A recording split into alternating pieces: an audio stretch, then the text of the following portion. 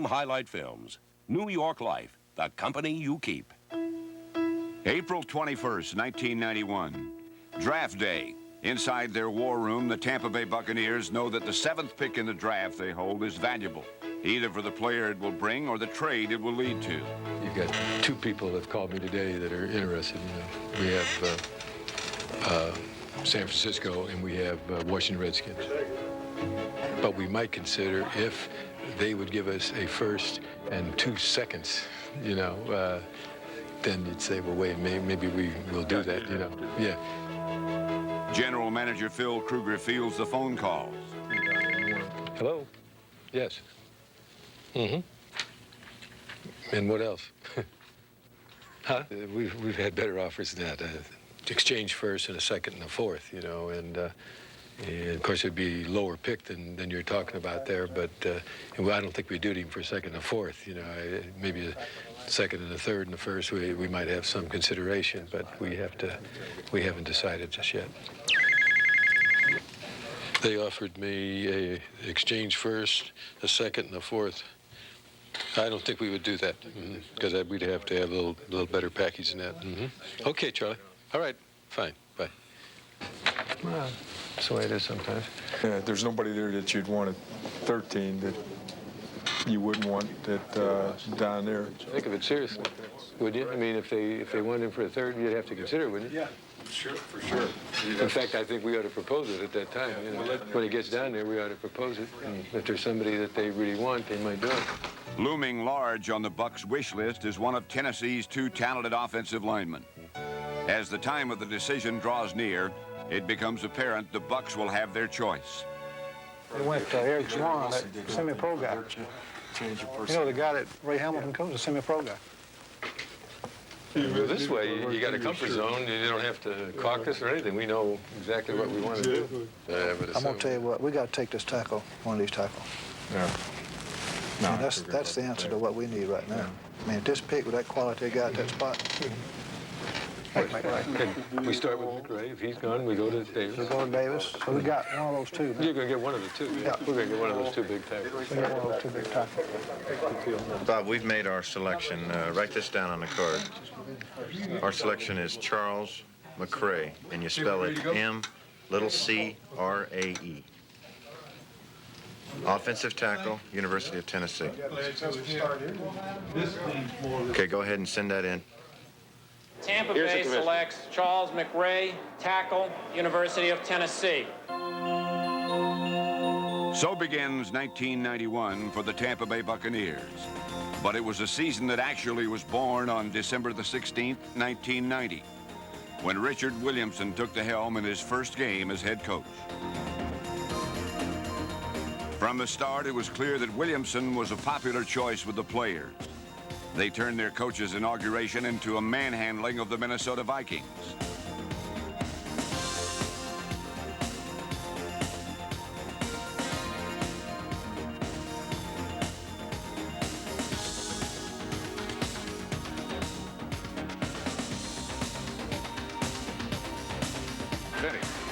Good snap, drops the throw, runs.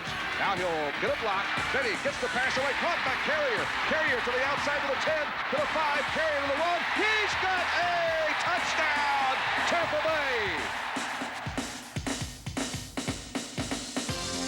Bay. Under Williamson's direction, quarterback Vinny Testaverde was brilliant against the Vikings as he sparked the Bucs to a 23-0 lead.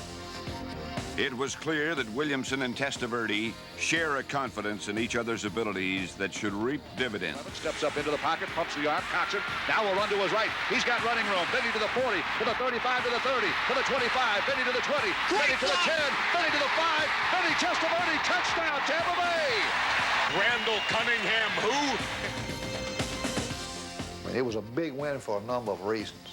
To go into that ball game under the conditions that we went under, after all that had happened, and play the way they played, prepare the way they prepared.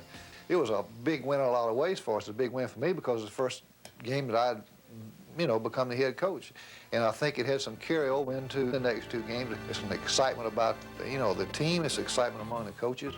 It's an exciting time for us going into the fall.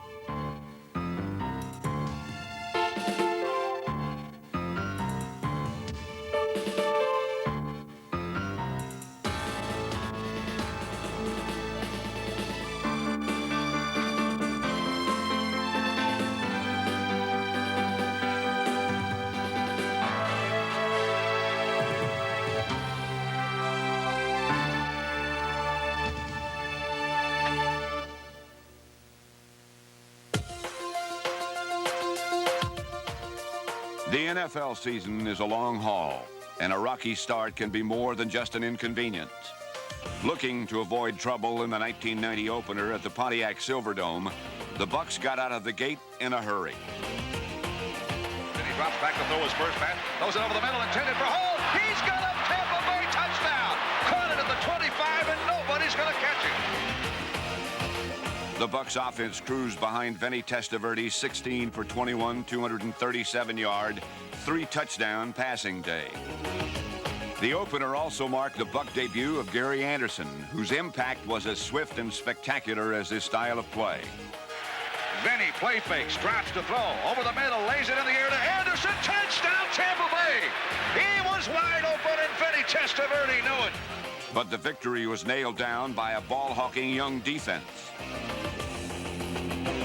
The Bucs had 6 sacks, including 3 by linebacker Irvin Randall, and forced 6 takeaways as they turned the Lions' run and shoot into the pass and chase. Galliano rolls right, looks right, fires right, it's picked off, intercepted. Telegraphed the pass, and the Buccaneers are going to score an easy one. Yeah! Cornerback Wayne Haddix came from nowhere to open his remarkable 1990 season by closing the scoring in the 38-21 win. Wayne Haddix is it's a fairy tale. He was a guy that didn't even play, that we picked up off the street, that came in and made the Pro Bowl. I mean, you can't, there's nothing, I mean, that is a story within itself. Under a little bit of pressure, gets rid of the ball, picked off by Haddix at the 40, Haddix to the 50, to the 40, he may go! Wayne Haddix is going to score a Buccaneer touchdown! How about that? Number 45, Wayne Haddix, put together a storybook year. After sitting out the entire 1989 season, Haddix moved into the Bucs starting lineup and finished with 7 interceptions, 3 of which he turned into touchdowns and a Pro Bowl berth. While Haddix was securing his half of the field, number 29, Ricky Reynolds, controlled the left corner spot and bird-dogged 3 interceptions of his own. The Bucs' 25 interceptions were the second highest total in the NFL, as Haddix and Reynolds got help from Rodney Rice, Eric Everett, and safeties Harry Hamilton and Mark Robinson. Although the safety tandem combined for 9 interceptions, they made their greatest impact as tacklers, where they finished 1-2.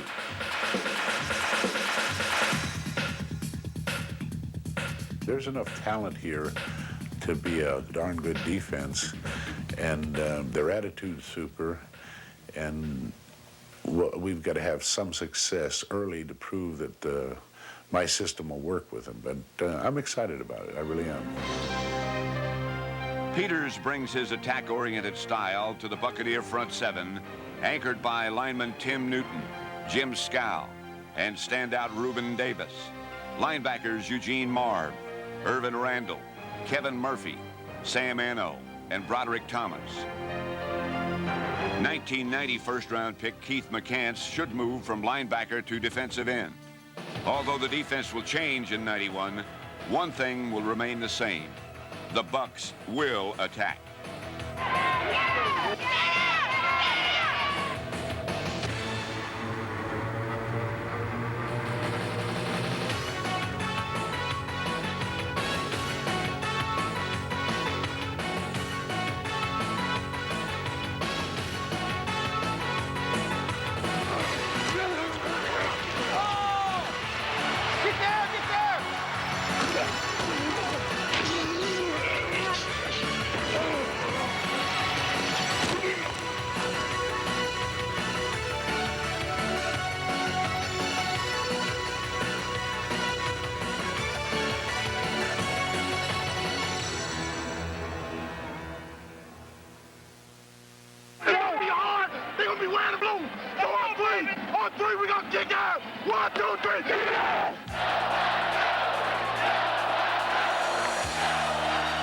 Within the friendly confines of Tampa Stadium, the Bucs offense feels right at home.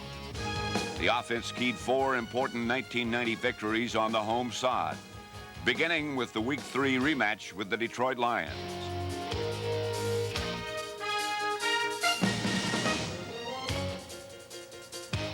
Behind a soaring Gary Anderson, the Bucs sailed to their second win over the Lions. Vinny looks right, fires. Harvey. Harvey spins. Touchdown! Tampa Bay! John Harvey! Tampa's stable of versatile young running backs were beginning to make life difficult for NFL defenses. And against the Packers in Week 6, they once again made sure the Bucs would finish in the money.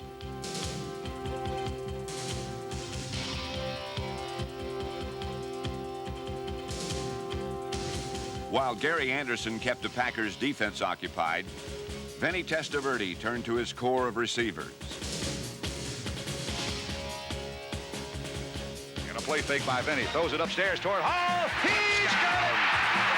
Touchdown, Tampa Bay! Testaverde's passing was again put to good use in the Week 13 matchup with the Falcons.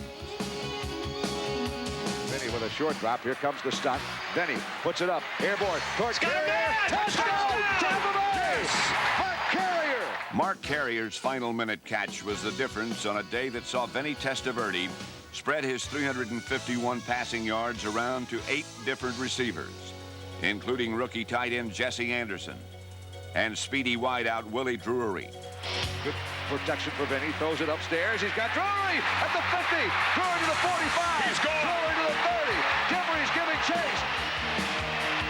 Drury to the 10. With plays like this club record 89-yard touchdown making the air over Tampa seem like the friendly skies, Williamson knows his receivers will need the ball. We need to take advantage of these guys' abilities. I don't think that's done. I don't think we've totally done that in the past. Let our wide receivers do some of the things that they do best and get the ball to them. Number 88, Mark Carrier, has already earned a reputation as one of the premier receivers in the NFL.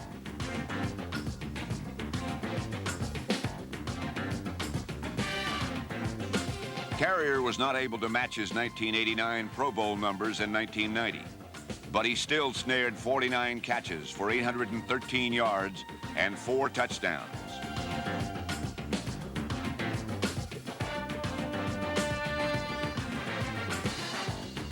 Teaming with Carrier for the 3rd year was number 84, Bruce Hill. The son of a serviceman, Hill grew up as an Air Force brat, and it showed as he helped control Buccaneer airspace by claiming 42 victories in dogfights with enemy defensive backs. But as far as Buccaneer receivers go, good things do not always come in small packages. Case in point, tight end Ron Hall. Ron is probably the most underrated tight end in the league. He can do it all. If there was one tight end I'd had to choose from in all the league, it'd be Ron Hall.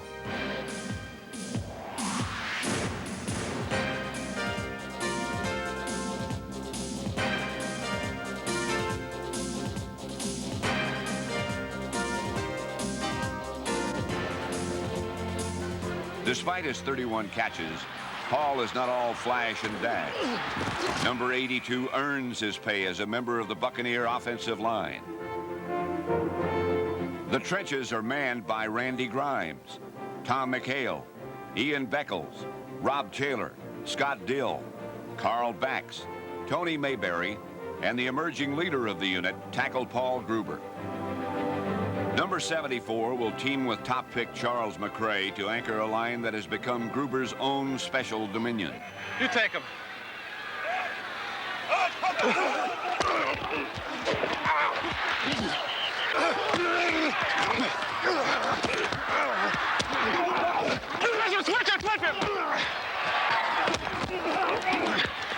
Let's go, guys. Let's protect it. R. Z half fly. H43 down on 1.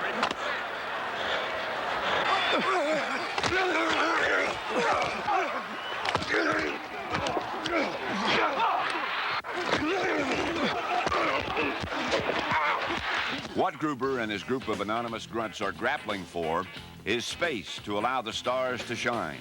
Most notably, the Bucs tailback tandem of Reggie Cobb and Gary Anderson. 1991 will see Cobb return to his natural position at tailback, where he will share time with the multi-talented Anderson. We're 2 different style runners, and hopefully we can complement each other and make a lot of things happen.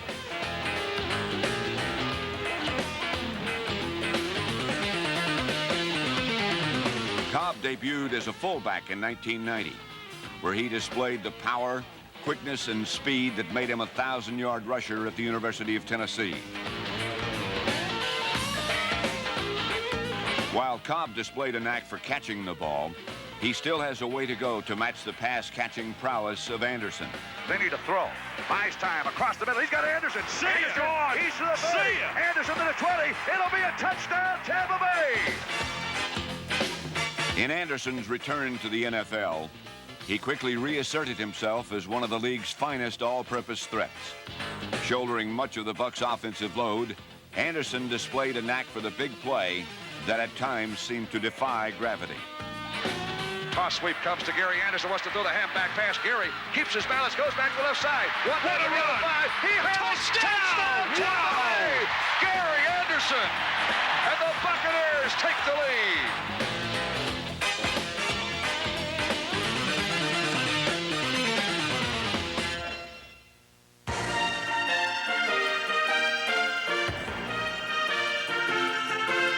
As the Buccaneers get themselves pointed in the right direction, even the toughest critics can testify to the commitment the Bucs have made to winning.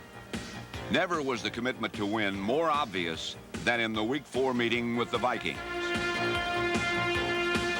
The Bucs got a total team effort out of everyone, from return man Danny Peebles to a motivated offensive line. Play fake handoff goes to Gary Anderson. He scores a Buccaneer touchdown. Trailing 20-13, Testaverde orchestrated a thrilling last-minute drive to send the game into overtime. Rolls to the right, goes to the inside. Wide open touchdown, Tampa Bay! After Bruce Hill's heroics, it was Wayne Haddock's turn in overtime. It is intercepted by Haddix. To set up kicker Steve Christie. Well, the snap from Sam Otto. A low one on the spot. The kick airborne by Christie, and this one's good. The Buccaneers win. The Bucs win. The Bucs win in Minnesota. The win at Minnesota represented a total team effort. The electricity crackling through the team came from everyone working together to turn out the lights on the Vikings.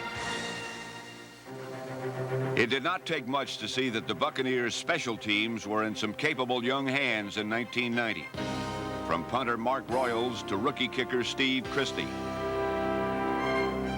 Christie was sensational in 1990, setting a Buccaneer record with 23 field goals, including 11 straight at one point.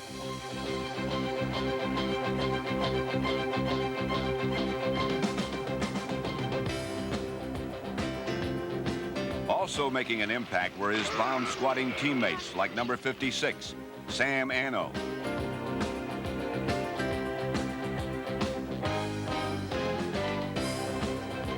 Charged with optimism, the Bucs move headlong into 1991. There is a new sense of enthusiasm to every phase of the organization. We're all really excited. We've got a good staff, good group. It's a real good feeling. We all want the same thing. We all want to win. Drive together. Let's get something going. Let's get it in now. Let's get it in, fellas. Let's get on this one. Right, 92. One more, ready? From the front office to the trenches, there is a commitment that cannot be ignored. Whether it is manifested in the frenzy of the pit or in the behind-the-scenes operations of the franchise, the Bucs have set an agenda to move forward. One year we went from worst to first when Coach McKay was here, and that was those were very exciting times. I'd love to see that happen again, but as long as our team plays well and shows steady improvement, I think we're on the right track. Looking left. Now he may run with the ball. Chandler still looking left, directing traffic. He'll run with the ball to the 5, to the 1. Handles. Touchdown, Tampa. Wow! A sure sign of that improvement comes from the quarterback position, where the playful romps of Chris Chandler occasionally serve as an interlude to the strong play of Vinny Testaverde. Testaverde is coming off his most successful season as a pro, which included a gaudy 7.72 yards per attempt average and NFC Player of the Month honors in September.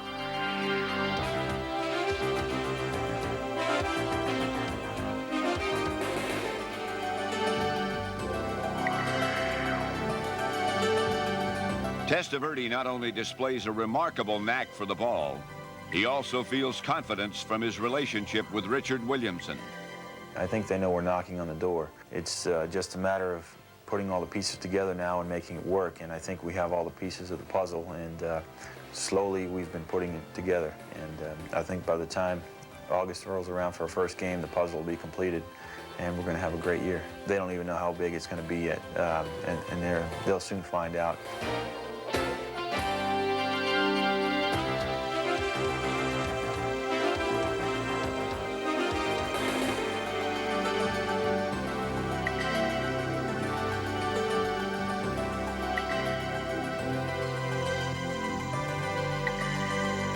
There is an excitement and optimism about this Buccaneer team as they move forward into a new era.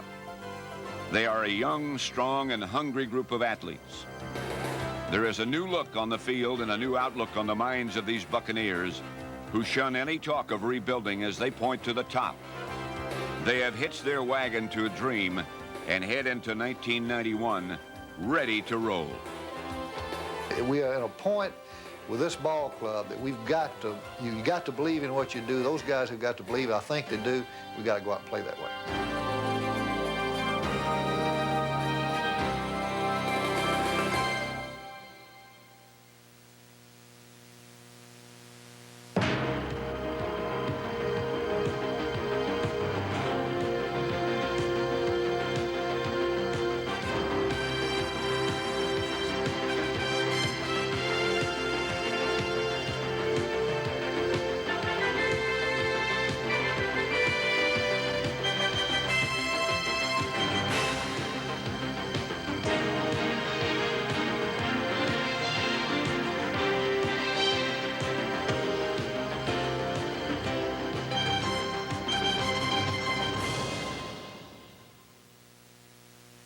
This film was brought to you by New York Life and its dedicated agents, proud sponsors of the NFL's team highlight films. New York Life, the company you keep.